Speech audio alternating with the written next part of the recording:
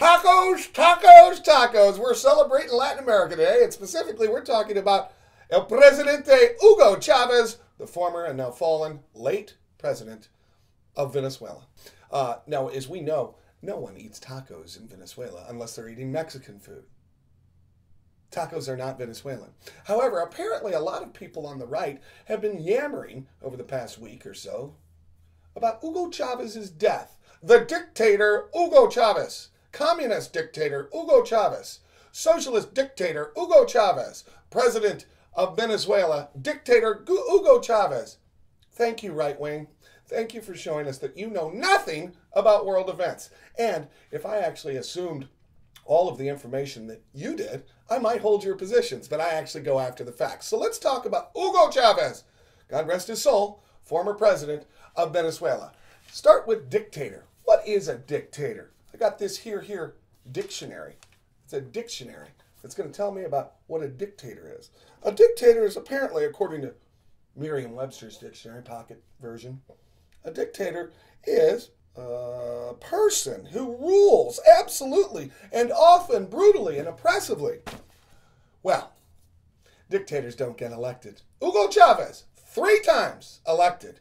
3 times. The United Nations monitored the elections. Jimmy Carter, former president of the United States of America, Jimmy Carter was one of the monitors. What was determined? They were free and fair elections. Why do we call him a dictator? And why do the right-wingers and their followers of lack of information, fact-free analysis, why do they call him a dictator and post all of these silly things on Facebook and speak abundantly on AM radio? Why do they call him a dictator? Because they don't like him. It doesn't have to be the truth. They don't like him. He's got a lot of oil. We need the oil. We got a lot of cars. He speaks bombastically. That is, Hugo Chavez spoke bombastically about the United States. He was a little bit megalomaniacal. Yes, he was full of himself. He had a Sunday TV show called Allo Presidente, which means, hello, President. And he spoke for hours and hours. He was idiosyncratic. However, he fed the poor and he housed the poor. And he took some of the wealth of the nation from the oil fields to feed the poor. He was, in fact, a president, not a dictator. A president, elected. So, do we like dictators in the United States? We say we don't. But we loved Shah Pahlavi until 1979 as the Shah of Iran, a dictator. We installed Pinochet in Chile after we helped to kill and train those who killed Salvador Allende, the president of Chile. We also liked the former president of Egypt. For the last 30 years, gave him billions and billions and hundreds of billions of dollars. So if a dictator functions in the United States' interest, boy, does the right wing like him.